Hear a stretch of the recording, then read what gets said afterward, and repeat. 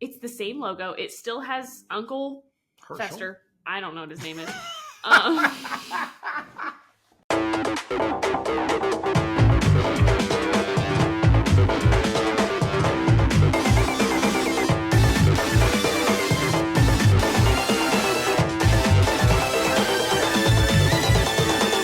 Hey there, hi there, ho there, and welcome to another episode of the Better Merch, Better Marketing podcast. I am one of your hosts, Kirby Hasseman, but joining me and always making it a better show is the branding bestie each week, Jade Crider. Jade, how the Hinesville are you? That's very specific. You're just giving everybody my address. No, I'm just kidding. Everybody knows where I live. I'm wonderful. It's a good day today. I haven't been too crazy. I've caught up a little bit, which is always a good feeling. So how are you? I'm doing well. We're getting ready for the big show. You're going to be making the trek back to Ohio before too long, and I always look forward to that. That's fun. And I'm really looking forward to the show this year. I think it's going to be really fun.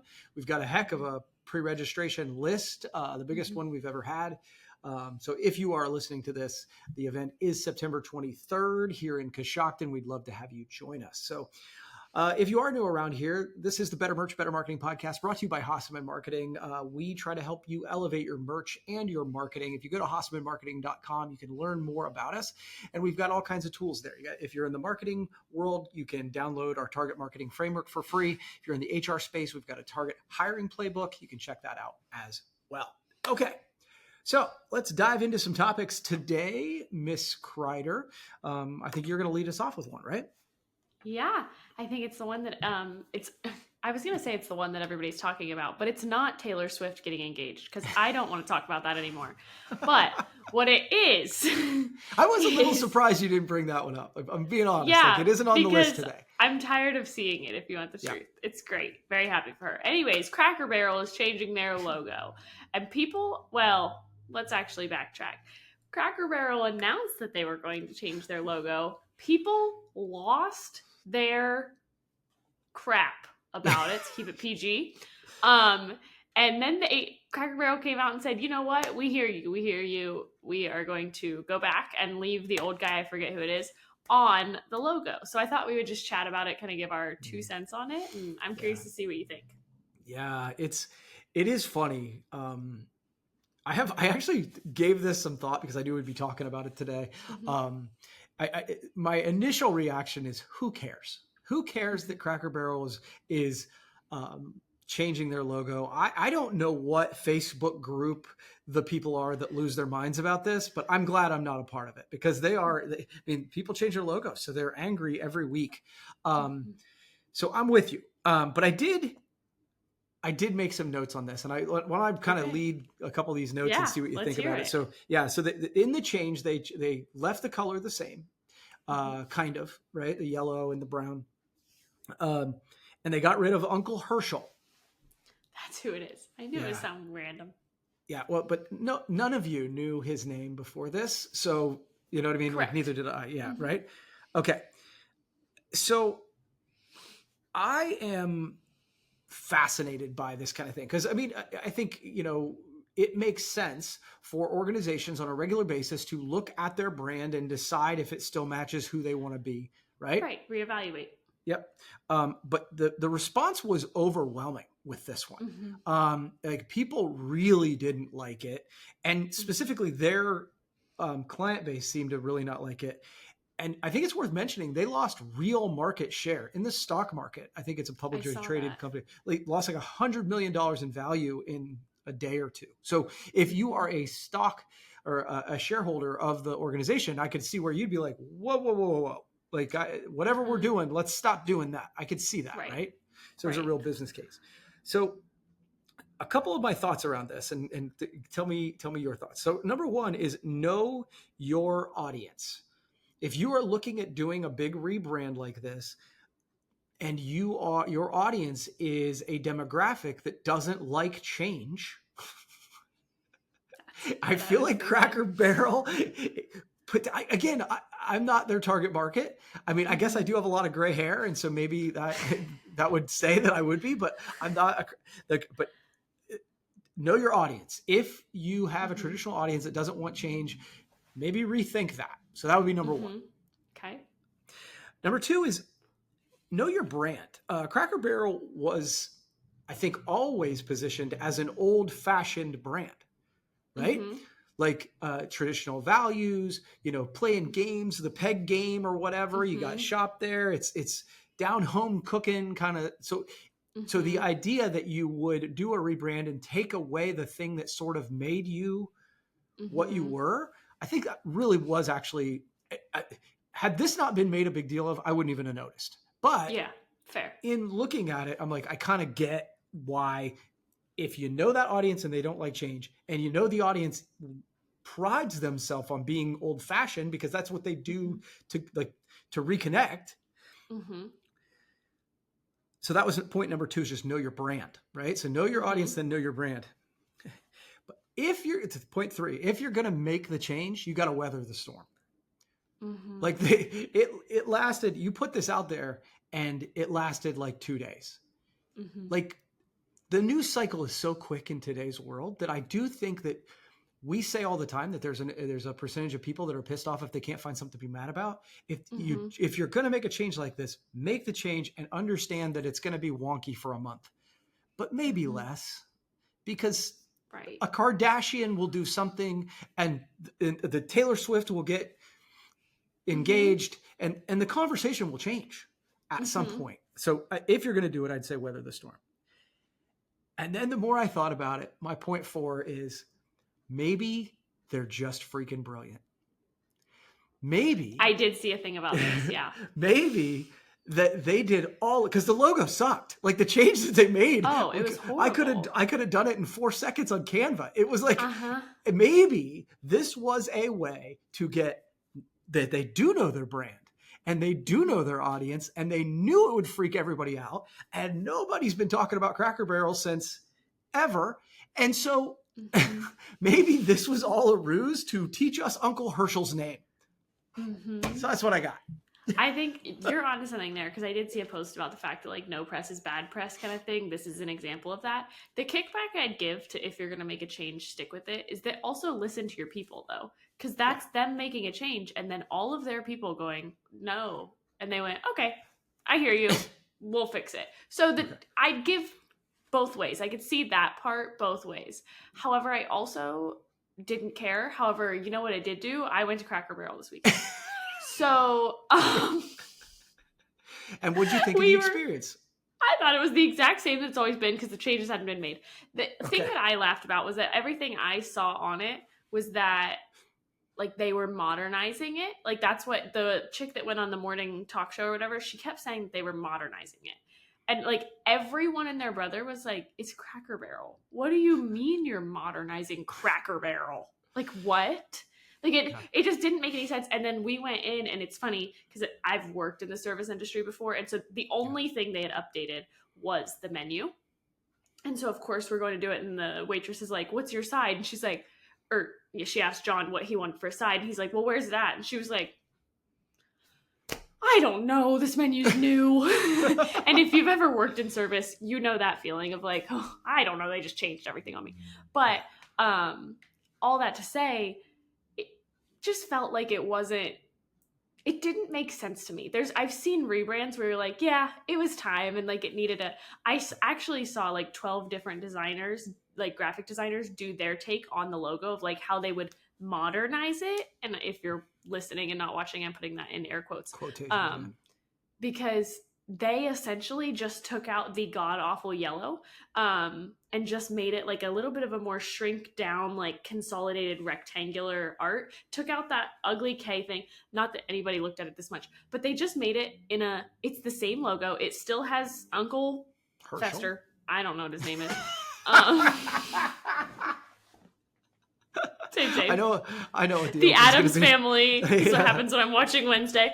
But they kept him in there, but then they put it in a way that was just more modern colors. And so that rebrand made sense. Like seeing that logo, I was like, okay, you take out the ugly yellow because nobody wants to wear ugly yellow. Okay, maybe.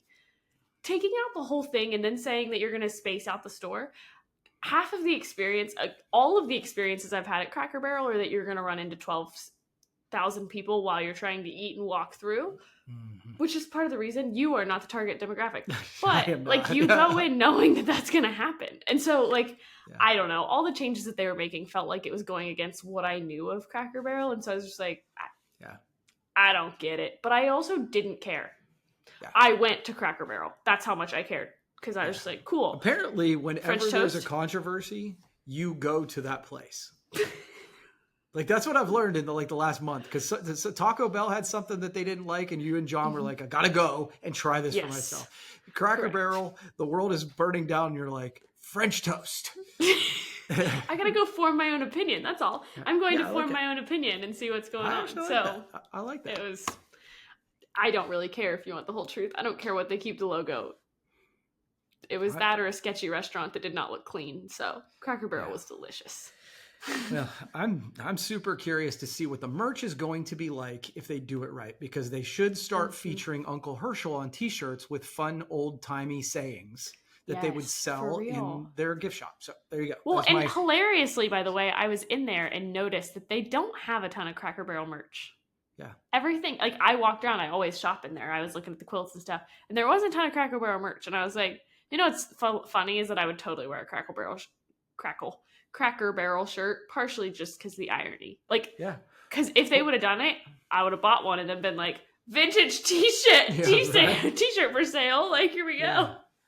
Yeah. There's your free opportunity and idea there, Cracker Barrel. Okay. All right. So this next idea for a topic is my own. It's something I was thinking about when running the other day.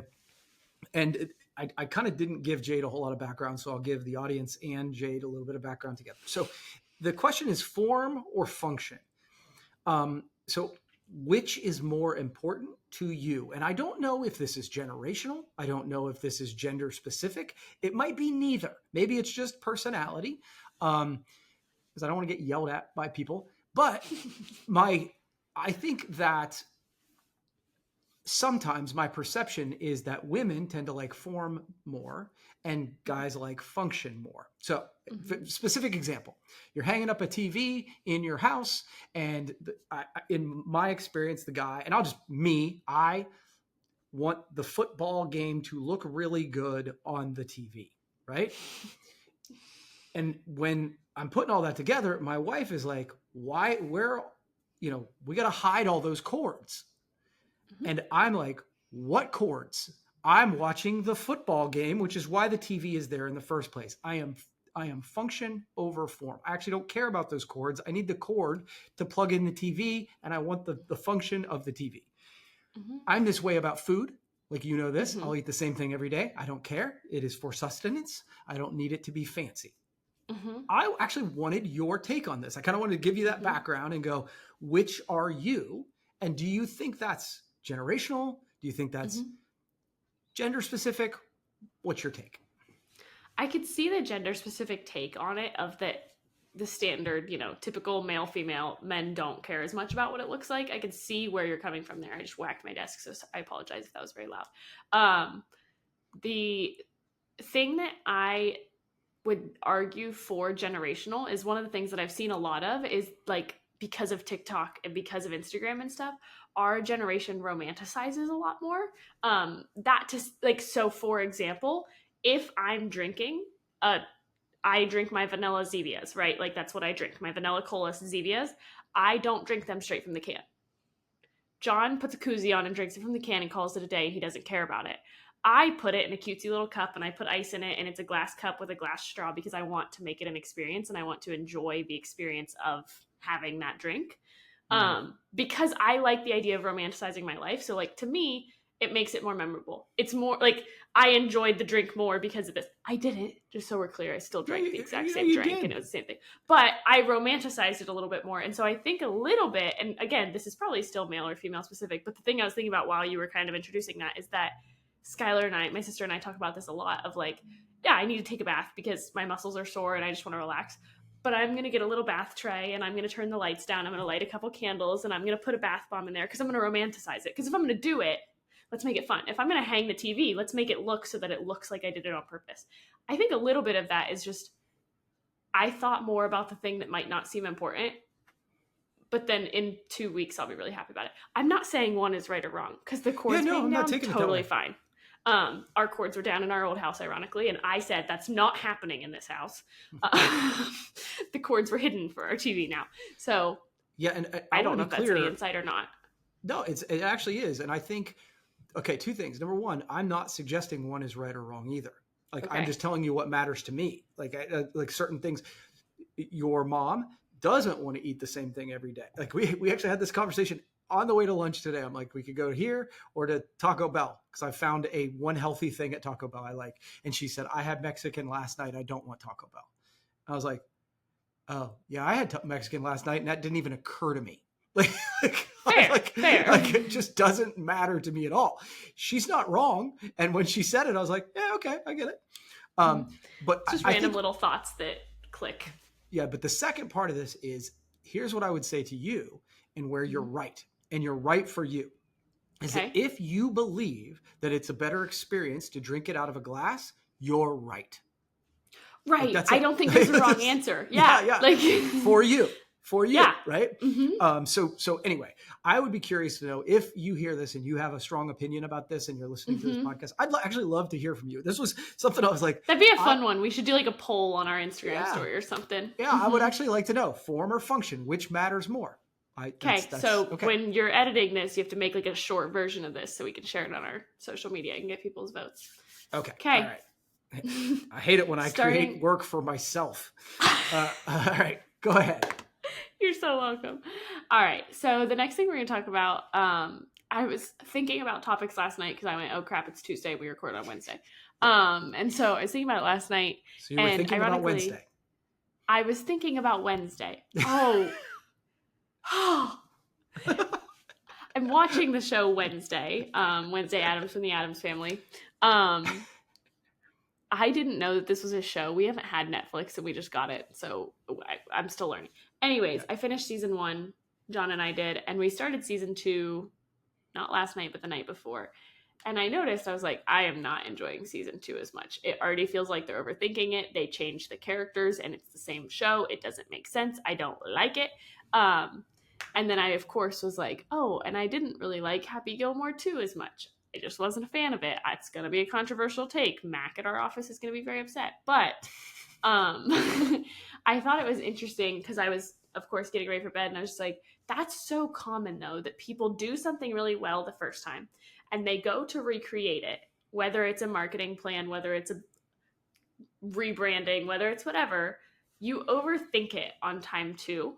And so, like, I called it, like, the season 2 mess ups is what I called the topic of, like, you're overthinking it the second time. Even just as simple as we were getting ready for our show, and I'm trying to decide how we're going to kind of put, like, a name badge on our suppliers. And in the past, we've done these floor stickers, and they match our theme, and it's really fun. But I was like, well, but should we switch it up? And I spent, like, 3 days thinking about this for Kirby to very briefly go, I think it's worked in the past. I think we just stick with that. I'm overthinking it, and if it's not broken, don't fix it, kind of thing.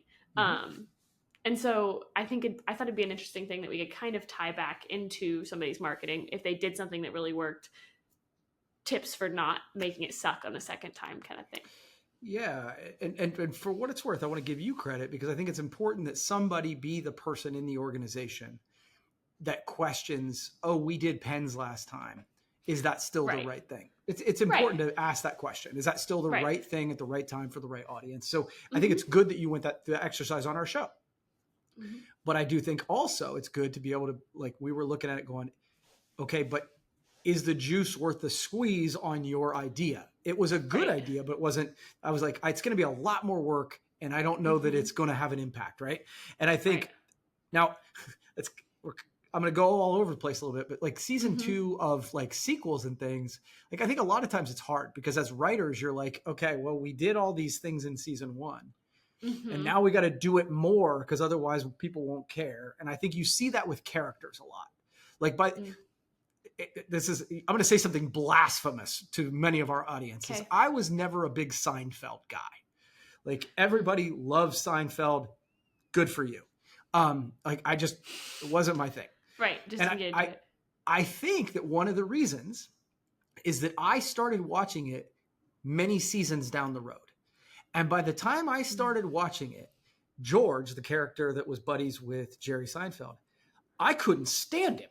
Like, he was so obnoxious and annoying to me. And my guess is, as I started season 1, he would have developed into that, right? But I think you almost make the characters bigger and bigger. And I think the lesson really, whether it be your marketing or content or something like that. I put 2 into 1, just so we're clear. Yeah, no, I get it. But what would Ted Lasso do is always a question I ask myself. So, well, but go with me on this. Ted Lasso was a 3-season thing. And the whole series, they had the story arc for 3 seasons when they started. And it always worked. Whereas a lot of times they don't plan for their own success. So they do a nice season 1 and then they're like, oh shit, we got to keep going. And then you got to like restart. The Ted Lasso thing, like at the end of season 3, before all the things were revealed, he was being interviewed and they're like, you got to keep going. He's like, we had a vision for 3 seasons. The story ends in 3 seasons. Now they're coming back with season 4. And to be honest, as a fan, I can't wait. But part of my concern is, are you going to screw it up? Well, that's it. It's like, plan for success. There are some, like Happy Gilmore wasn't made to be a 2-part movie. It just wasn't. It like, and I don't know. I didn't do any research on this. Wednesday seems like they planned on 1 season. And now season 2 is here and they're like, oh, okay, wait. Should we incorporate all the characters? Should we change this? Okay, you know what? Wednesday's mom, I can't think of her name. She's not going to look the same at all. Okay, now you've upset me.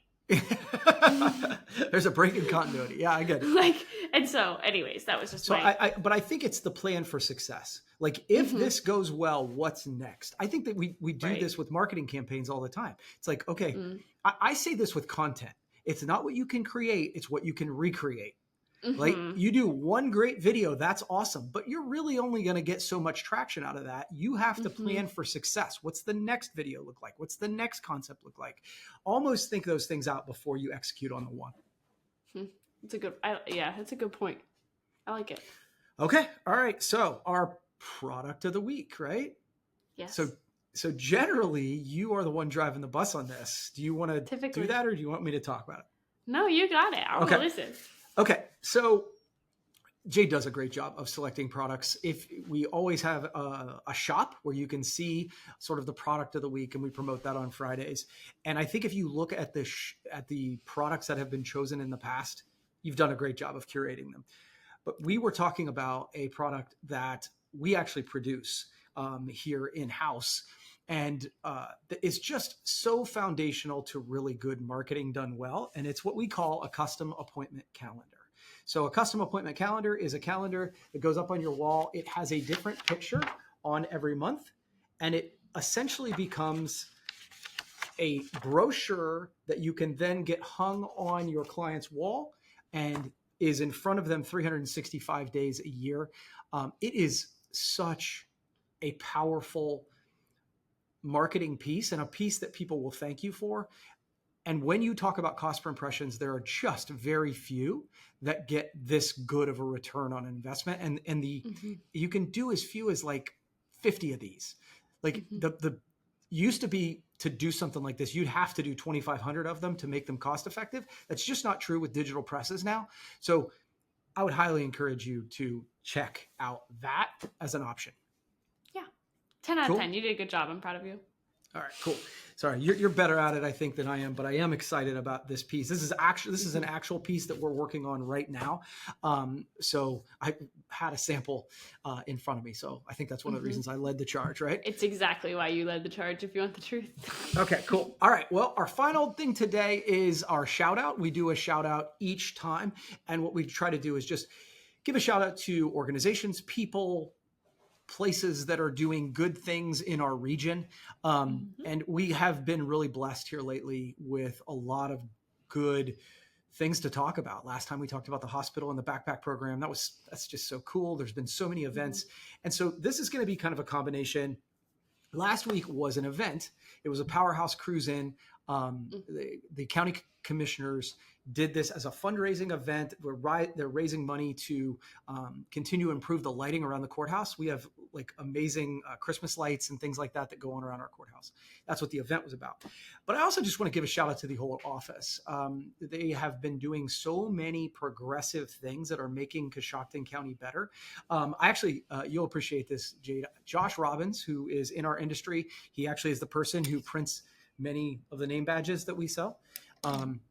He and his wife were here and was showing them around, and we're like, hey, we got the grant for this, and we got a grant for this, and we got this thing going on, this thing going on. He was like, where are you getting all of these grant dollars? And I'm like, I was talking about the local leaders and the commissioner's office. Obviously the commissioners themselves, there are 3 commissioners in Coshocton, but Mary Beck and Brooke and the whole team there have been doing such a good job. And one of the challenges, I think, when you're in those leadership positions and when you're doing things that change, right? The Cracker Barrel logo, right? People don't like change and they freak out. And so I think sometimes the commissioners are hearing backlash from a negative small group that are the vocal minority is the word I was looking for. Right. Dude, can I just say, keep up the good work. There's so many things that are legacy projects that we're going to know about 50 long after I'm dead. They're going to be here, and I appreciate that for what. Well, and you made a good point of like a lot of times the feedback that you hear the loudest is the negative stuff. But it's funny, as somebody who doesn't live in Coshocton anymore, all I'm hearing is good stuff about it. Like all I'm hearing is the people are excited because there's so much going on in Coshocton they can't keep track of it all. That feels like a really good problem to have. And even some of the people that I've spoken to that I thought were going to be like, have been like, no, I think it'll be cool. I think it'll actually be kind of cool. So like, that's how you know that like they're there. They're just not the ones screaming it. So pat on the back to those people. They're doing a great job. Yeah, good job to the commissioner's office. So I appreciate all your hard work. Okay, so that's going to wrap up the latest edition of the Better Merch, Better Marketing podcast. I appreciate all of you coming along. So what is it? Oh, form over function. I was looking back through my notes. Which are you? What matters the most to you? Tell us in the comments. We'll try and create something that Jade's trying to make me edit additional stuff. So I appreciate you creating work. You're welcome. Me. But just a reminder, Better Merch, Better Marketing brought to you by Hasseman Marketing. If you've been listening this long, thank you. And head over to the website, hassemanmarketing.com. You can get the Target Marketing Playbook, the Target Hiring Playbook, and many other tools, including content there as well. Jade? And if you haven't marked your calendar yet, September 23rd, 11 a.m. to 3 p.m. You better be there because I'm going to be there. All right. That's all I got. Yeah, all right. Well, hey, thanks for doing this, Jade. We'll see you next time. See you. Bye.